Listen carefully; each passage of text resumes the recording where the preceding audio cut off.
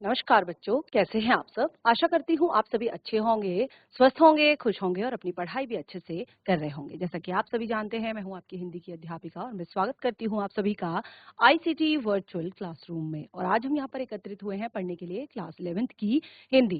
Class 11th की हिंदी में आज हम यहाँ पर पढ़ेंगे हमारी आरोह पाठ्य पुस्तिका भाग 1 का गद्य खंड का फर्स्ट चैप्टर। तो देखिए आज हमारा फर्स्ट सेशन है यहाँ पर क्लास 11th का, और जिसमें हमारी जो दो बुक्स हैं, जो मेन दो बुक हैं, आरोह और आपका वितान, जिसमें से आपकी जो आरोह पाठ्य पुस्तिका है इसमें आपके गद्य खंड और काव्य खंड दोनों ही आपके इसमें खंड है। और इसमें जो आपका गद्य खंड है इसमें आपके बहुत सारे चैप्टर हैं जो कि अलग अलग विधाओं में लिखे गए हैं।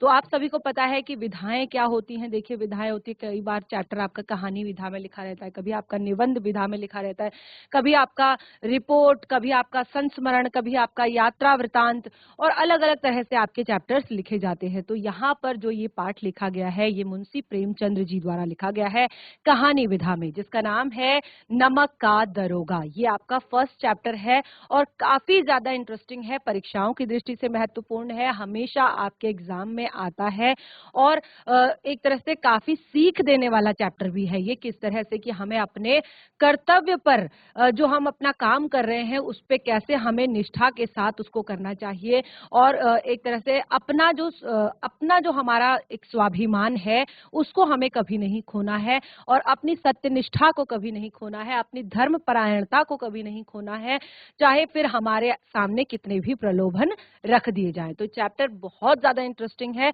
और आपको पता है मुंशी प्रेमचंद्र जी की कहानी है तो काफी ज्यादा सीख भी इसमें होती है। बचपन से आप मुंशी प्रेमचंद्र जी की बहुत सारी कहानियां पढ़ते आ रहे हैं। तो हम चलते हैं स्मार्ट बोर्ड की तरफ, शुरू करते हैं अपने आज का सेशन। सभी बच्चे ध्यान पूर्वक पढ़ेंगे, साथ ही समझने का प्रयास भी करेंगे। तो देखिए ये जो हमारा चैप्टर है नमक का दरोगा, इसको हम आपकी पाठ्य पुस्तिका से ही शुरू करेंगे, यानी कि पढ़ेंगे तो हम आपकी पाठ्य पुस्तिका से, लेकिन आज हमारे चैप्टर की शुरुआत है, हमारे सेशन की शुरुआत है, हमारी इस बुक की शुरुआत है। तो इसमें हम कुछ जरूरी चीजें पहले पाठ के विषय में यहाँ पर पढ़ लेंगे, और उसके बाद क्योंकि पाठ में आपका जो एक एक पंक्ति है वो बहुत ही ज्यादा महत्वपूर्ण है, एक एक जो लाइन है वो बहुत ज्यादा महत्वपूर्ण है। तो अगर आप इसको पाठ्य पुस्तिका से पढ़ेंगे तो आपको ज्यादा इंटरेस्ट भी आएगा और ज्यादा से ज्यादा चीजें आपको सीखने को भी मिलेंगी। और यहाँ पर हम केवल सार के रूप में कुछ जरूरी चीजें देखेंगे कि क्या कुछ इस पूरे पाठ में होने वाला है, क्या कुछ इस पूरे पाठ में हम पढ़ने वाले हैं। तो सबसे पहले हम यहाँ पर प्रेमचंद्र जी का छोटा सा जीवन परिचय, वैसे तो आपकी पाठ्य पुस्तिका में पूरा पूरा जीवन परिचय दिया हुआ है, आप वहां से इसको एक बार अच्छे से पढ़िएगा जरूर। तो हम यहाँ पर एक छोटा सा जीवन परिचय पढ़ेंगे उनका, जहां पर इनका जन्म हुआ था सन 1880 लमही गांव उत्तर प्रदेश में। इनकी बहुत सारी रचनाएं हैं, निर्मला, गबन, प्रेमाश्रम, रंगभूमि, कर्मभूमि, कायाकल्प, प्रतिज्ञा, वरदान, गोदान और प्रेमचंद्र की जो सभी कहानियां हैं इनको 8 भागों में लिखा गया है। जो मान सरोवर जो एक आपका यहाँ पर एक इनका पूरा का पूरा रचना है इनकी, तो उसके 8 भागों में इनकी सारी की सारी कहानियों को संकलित किया गया है। और आप अभी नहीं, क्लास 11th में नहीं, आप छोटी क्लासेस में भी इनकी बहुत सारी अलग अलग तरह की कहानियां पढ़ते हुए आ रहे हैं। तो देखिए इनके बारे में कुछ जो महत्वपूर्ण चीजें हैं वो हमने यहाँ पर पढ़ी, बाकी आपका पूरा का पूरा जीवन परिचय जो है दिया गया है आपकी पाठ्य पुस्तिका में, तो आप वहां से इसको एक बार पढ़ लें। तो देखिए यहाँ पर हम सबसे पहले इस कहानी के जो प्रमुख पात्र हैं उनके बारे में डिस्कस करेंगे, उनके बारे में जानेंगे। और आप यहाँ पर देख रहे हैं ये जो पूरी की पूरी कहानी है, ये मैं आगे बताऊंगी, ये अंग्रेजों के टाइम की कहानी है, ठीक है ना। तो यहाँ पर कुछ प्रमुख पात्र हैं इस कहानी के, जिसमें है वंशीधर जी जो कि दरोगा हैं, बूढ़े मुंशी जी जो कि वंशीधर के पिता हैं। अब आप इन पात्रों को जरा सा ध्यान पूर्वक समझिएगा, क्योंकि आगे आपको पूरी कहानी इन्हीं के इर्द गिर्द जो है समझनी है, इन्हीं के इर्द गिर्द आपने पढ़नी है। तो वंशीधर जो सबसे मेन इस कहानी के मुख्य पात्र जो हैं वो वंशीधर हैं, दरोगा हैं वो। बूढ़े मुंशी जी जिनका भी काफी ज्यादा रोल है इसमें, और ये वंशीधर के पिताजी हैं। हवलदार बदलू सिंह और पंडित औलोपी दीन, वकील, जज और वंशीधर की माँ और उनकी पत्नी। तो ये है इस कहानी के मुख्य पात्र। और उसके बाद हम यहाँ पर इस कहानी का भाव क्या है, प्रमुख मेन चीज इस कहानी में क्या बताने की कोशिश की है, तो वो हम यहाँ पर बताएंगे। तो जैसे मैंने आपको क्या बताया कि ये अंग्रेजों के टाइम की कहानी है, जब अंग्रेज हमारे देश में हुआ करते थे, ब्रिटिश शासन जब हमारे देश में हुआ करता था, तो उस टाइम पर जो है ये कहानी प्रेमचंद्र जी द्वारा लिखी गई थी। तो यहाँ पर देखिए, नमक का दरोगा कहानी का जो प्रथम प्रकाशन हुआ था, पहली बार जब ये प्रकाशित हुई थी कहानी, ये हुई थी 1914 में, 1914 में। और यह प्रेमचंद्र जी की बहुचर्चित कहानी है, जिसे आदर्शोन्मुख और यथार्थवाद का अच्छा उदाहरण कहा जा सकता है। आदर्शों उन्मुख यानी कि जो अपने आदर्शों पर डटा रहे, और यथार्थवाद, यथार्थवाद यानी कि जो सच्चाई थी उस टाइम की, ठीक है ना, का एक बहुत ही अच्छा उदाहरण कहा जाता था। और इसीलिए शायद ये उस टाइम पे बहुत ज्यादा चर्चित हुई, बहुत ज्यादा चर्चा का विषय बनी। यह धन के ऊपर धर्म की जीत की कहानी है। ध्यान से समझिएगा, यह धन के ऊपर धर्म की जीत की कहानी है। ये आप देखेंगे कि आज के टाइम में जो हम कहते हैं ना कि बहुत ज्यादा भ्रष्टाचार बढ़ रहा है, कोई भी काम जो है बिना पैसे के नहीं होता, बिना पैसे दिए, बिना पैसे के नहीं होता। तो वो चीज जो है यहाँ पर दिखाई गई है कि कैसे ये शुरुआत इसकी कैसे हुई थी, और कैसे इसको खत्म भी हम कर सकते हैं अगर कोई चाहे तो, ठीक है ना। तो यह धन के ऊपर धर्म की जीत की कहानी है।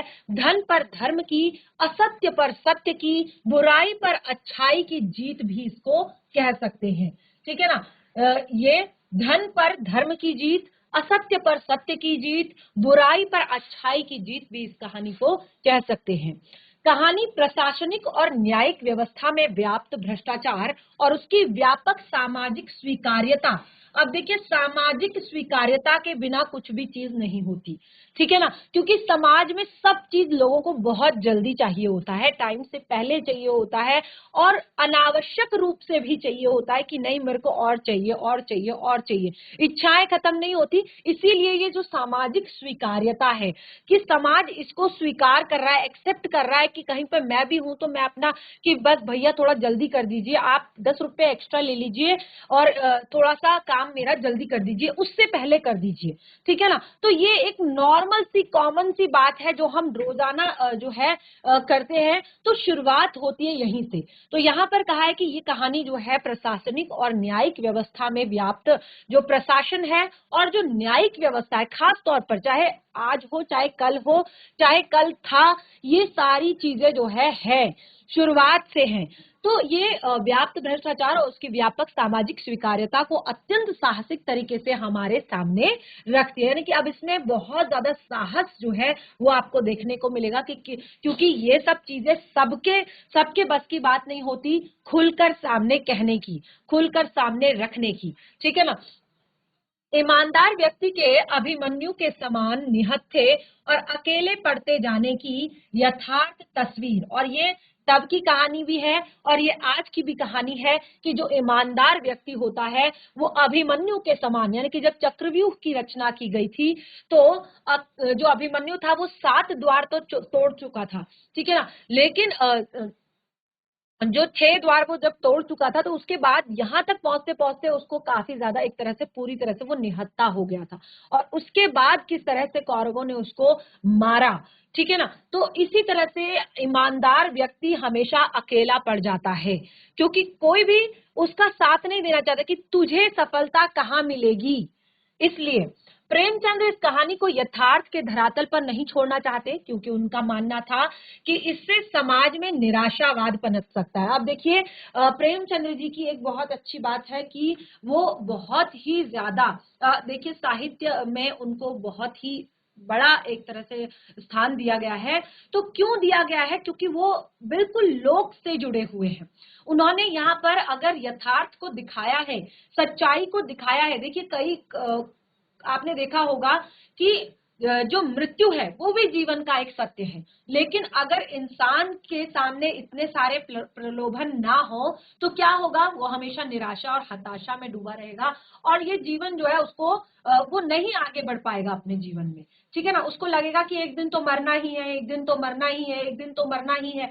लेकिन ये सब चीजें क्या है, उसको आगे ले जाने के लिए। तो वो यही चाहते हैं कि अगर मैं उसको यथार्थ के धरातल पर छोड़ दूं, यानी कि वहीं तक की सच्चाई बता दूं। आप देखेंगे क्या हुआ था एंड में, कितना ज्यादा इंटरेस्टिंग है इसका एंड, कितना ज्यादा मजेदार है।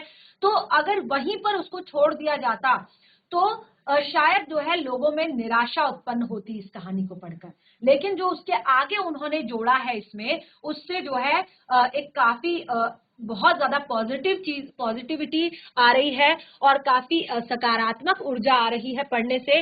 तो और इंसान को अपने कर्तव्य पर धर्म परायण होकर सत्यनिष्ठा के साथ काम करने के लिए प्रेरित ये कहानी कर रही है। मानव चरित्र पर हमारा विश्वास उठ जाता अगर हम इसको यानी कि यथार्थ के धरातल पर ही छोड़ देते, यानी कि जहां पर सच्चाई हमें क्लियर हुई थी, जहां पर इस कहानी की जो आज का सच है वो अगर सामने आ जाएगा तो चारों तरफ से हमारा विश्वास लोगों पर से उठ जाएगा और फिर हमें चारों तरफ केवल बुराई ही बुराई नजर आने लगेगी। और इसीलिए कहानी का जो अंत किया गया है वो सत्य की जीत के साथ किया गया है। यानी कि आप देखेंगे कि कितने तरीके से कहानी को मोड़ा गया है। क्यों मोड़ा गया है? क्योंकि इसीलिए ताकि लोगों के अंदर निराशा ना आए, ठीक है ना, निराशावाद ना आए, उनके अंदर एक वो विश्वास करना छोड़ दे लोगों पर, वो अपने आसपास लोगों को हमेशा हर एक इंसान में बुराई ही नजर आए, ऐसा उन्होंने ना करते हुए लास्ट में जो एंड किया है कहानी को वो सत्य की जीत के साथ किया है। तो आप देखेंगे बहुत ही ज्यादा मजेदार हमारी कहानी है। अब देखिए छोटा सा सार यहाँ पर पढ़ लेते हैं। और जैसे मैंने कहा चैप्टर को हम अगर पाठ्य पुस्तिका से पढ़ेंगे तो और ज्यादा हमें इंटरेस्ट आएगा। तो काफी टाइम आगे हमें सेशंस यहाँ पर मिलने वाले हैं तो उनमें हम इसको पढ़ेंगे, लेकिन छोटा सा सार पढ़ लेते हैं कि क्या कुछ है इसमें। तो कहानी का प्रतिनिधित्व, यानी कि कहानी जो है वो शुरुआत जहां पर हो रही है, प्रतिनिधित्व जो कर रहे हैं कहानी की वो कर रहे हैं पंडित आलोपी दीन और मुंशी बंशीधर नाम के दो पात्र। ठीक है, एक है जो कहानी को आगे बढ़ा रहे हैं, कौन है? पंडित आलोपी दीन है और मुंशी बंशीधर, ये हैं दोनों कहानी के प्रतिनिधित्व करता है, यानी कि कहानी को आगे बढ़ाने वाले। और ईमानदार कर्मयोगी मुंशी बंशीधर को खरीदने में असफल रहने के बाद पंडित औलोपी दीन अपने धन की महिमा का उपयोग कर उन्हें नौकरी से हटवा देते हैं। तो ये आज का सच है कि हमेशा जो है पैसे, जहां पर पैसे का बोलाबाला है, गरीब इंसान की, ईमानदार इंसान की कोई एक तरह से पूछ नहीं है, कोई उसको इतना ज्यादा स्वीकार नहीं करता क्योंकि वो चीजों को उतने तरीके से नहीं कर पाता जितना पैसे वाली, ठीक है ना। लेकिन आप देखेंगे अंत सत्य के आगे उनका सिर झुक जाता है। देखिए एक टाइम के लिए तो वो अपने धन की महिमा से उनको नौकरी से निकलवा देते हैं, लेकिन एक टाइम के बाद सत्य के आगे, सच के आगे उनका भी सिर झुक जाता है। और ये सब इसीलिए जैसे मैंने आपको बताया कि क्यों वे सरकारी विभाग से बर्खास्त, वंशीधर को बहुत ऊंचे वेतन भत्ते के साथ अपनी सारी जायदाद का स्थायी मैनेजर नियुक्त करते हैं और गहरे अपराध बोध से भरी हुई वाणी में निवेदन करते हैं कि परमात्मा से यही प्रार्थना है। देखिए वो क्या कहते हैं एंड में, ये एंड है, यानी कि एक पूरा सार केवल निचोड़ यहाँ पर दिया गया है कि एक टाइम तो वो पैसे के बल पर जो अंदर अभी होगा, बहुत सारी चीजें होंगी जिसमें आपको समाज की सच्चाई पता चलेगी, वो तो हम आगे पढ़ेंगे ही। लेकिन जो शुरुआत और जो एंड बताया है वो मैं आपको बता रही हूँ कि क्या सार, क्या निचोड़ है इस कहानी का। कि एक टाइम ऐसा आता है कि वो ईमानदार कर्मयोगी सत्यनिष्ठ धर्मपरायण वंशीधर को खरीदने के लिए असफल हो जाते हैं, यानी कि वो उसको नहीं खरीद पाते। 40,000 50,000 उस टाइम पर की रिश्वत के बावजूद भी, और लेकिन वो पैसे की महिमा से उनको नौकरी से जरूर हटवा देते हैं। और लेकिन जब उनको इस चीज का ज्ञान होता है, सत्य का जो ज्ञान होता है कि जो सत्य है वो कभी नहीं हार सकता। आपने देखा होगा कि आज भी रावण को जलाया जाता है, आज भी जो होलिका है उसका दहन किया जाता है। क्यों किया जाता है? कि समाज को एक संदेश दिया जाता है कि सत्य जो है उसकी हमेशा जीत हुई है और जो असत्य है, जो बुराई है, वो हमेशा हारी है। यानी कि ये कभी नहीं जीत सकती। तो वो चीज हमेशा लोगों को बताई जाती है कि दिवाली जो है, होली जो है, वो बुराई पर अच्छाई की जीत है, सत्य पर असत्य पर सत्य की जीत है। ठीक है ना। तो इसीलिए ये चीज जो है कभी हारी नहीं है। सत्य भले ही कमजोर पड़ा है, सत्य भले ही पीछे रह गया है, लेकिन वो कभी हारा नहीं है। लेकिन वहां तक पहुंचते पहुंचते इंसान हार जाता है, वहां तक पहुंचते पहुंचते इंसान जो है थक जाता है, इसीलिए शायद सत्य पीछे रह जाता है। ठीक है ना। तो वो लास्ट में अपने अपराध बोध से भरी हुई वाणी में निवेदन करते हैं। क्या कहते हैं? परमात्मा से यही प्रार्थना है कि वह आपको सदैव वही नदी के किनारे वाला बेमुरौत उद्दंड किंतु धर्मनिष्ठ दरोगा बनाए रखे। कैसे बनाए रखे? मन से, दिल से। भले ही वो दरोगा के पद पर अब नहीं रहे, लेकिन वो कहते हैं मेरी परमात्मा से प्रार्थना है, यानी कि आपके अंदर मैं एक ऐसा इंसान हमेशा चाहता हूं कि जो हमेशा बेमुरौत रहे, उद्दंड रहे, किंतु धर्मनिष्ठ रहे, अपने धर्म पर टिका रहे, अपने कर्तव्य पर टिका रहे, अपनी सत्य निष्ठा पर टिका रहे। ऐसा दरोगा बनाए रखे। यानी कि वो उनको मतलब एक तरह से भगवान से वो प्रार्थना करते हैं कि ऐसे इंसान का मिलना, क्योंकि हर एक इंसान के अंदर जो है इस तरह की भावना है, लेकिन 100 में से एक ही इंसान होता है जो इस तरह का होता है, और उसको भी जैसे दबा दिया जाता है, मैंने आपको बताया। तो कैसे ये कहानी आपकी आगे बढ़ने वाली है, थोड़ा सा और यहाँ पर जान लेते हैं। और जैसे फिर मैंने आपको बताया कि इसको हम पाठ्य पुस्तिका से पढ़ेंगे नेक्स्ट सेशन में। तो देखिए, कहानी आजादी से पहले की है। अब देखिए, मैंने आपको क्या बताया कि ये अंग्रेजों के जमाने की कहानी है, यानी कि जब ब्रिटिश शासन हुआ करता था उस टाइम की कहानी है। और उस टाइम पे नमक का नया नया विभाग बना था। अब देखिए, जो नमक पहले क्या होता था कि ऐसे ही आपने देखा होगा, बहुत सारे कानून भी उस टाइम पे, दांडी मार्च या बहुत सारे कानून उस टाइम पे नमक के लिए बने थे। तो उसका एक नया नया विभाग बना हुआ था कि अब उसको प्रॉपर तरीके से, क्योंकि नमक जो है वो सबकी आवश्यकता है। ठीक है ना। सबको चाहिए ही चाहिए। अब आप कितना भी स्वादिष्ट भोजन बना लें, अगर आप उसमें नमक नहीं डालेंगे तो उसका स्वाद पूरी तरह से खत्म हो जाएगा। ठीक है ना। तो नमक तो जो भोजन है उसकी सबसे, उसका मेन इंग्रेडिएंट है। अगर आप भले ही तेल ना डालें, मसाला ना डालें, आप उसमें तड़का ना लगाएं, आप उसमें और स्वादिष्ट करने के लिए बाकी चीजें ना डालें, लेकिन अगर आप केवल नमक भी डाल देते हैं तो उसका स्वाद बढ़ जाता है। ठीक है ना। तो उस टाइम पे नमक का नया नया विभाग बना था कि अब इसको पूरी तरह से मतलब सिस्टम वाइज चलाया जाएगा। पूरा सिस्टम बनेगा, कैसे नमक कैसे इसका मतलब जो भी चीजें होती हैं, आयात होता है, निर्यात होता है, सफाई होती है, पैकेजिंग होती है, या जो भी चीजें होती हैं। ठीक है ना। तो नया नया विभाग उस टाइम पे बना था, और विभाग में ऊपरी कमाई ज्यादा थी। अब देखिए, जहां पर जो है इस तरह की चीजें हो जाती हैं, तो वहां पर क्या था कि ऊपरी कमाई ज्यादा थी। क्यों थी ऊपरी कमाई? क्योंकि जब विभाग बन गया था, व्यवस्था एक तरफ हो गई थी, तो लोगों ने क्या कर दिया कि उसको काले जो जैसे काला धन होता है ना, ऐसे उसको साइड साइड उसको निकालते रहे, यानी कि अपने वहां जमा करते रहे। क्योंकि ये एक इसके ऊपर जो है ऊपरी कमाई बहुत थी। विभाग से जो बनेगा वो अलग बनेगा, और इस तरह से अगर उसको बेचा जाएगा तो वो अलग तरीके से बिकेगा। तो यहाँ पर ऊपरी कमाई बहुत ज्यादा थी। तो हर व्यक्ति, यहाँ तक कि जो वकील था, जो वो भी नौकरी छोड़कर जो है उस विभाग में दरोगा के पद को पाना चाहता था।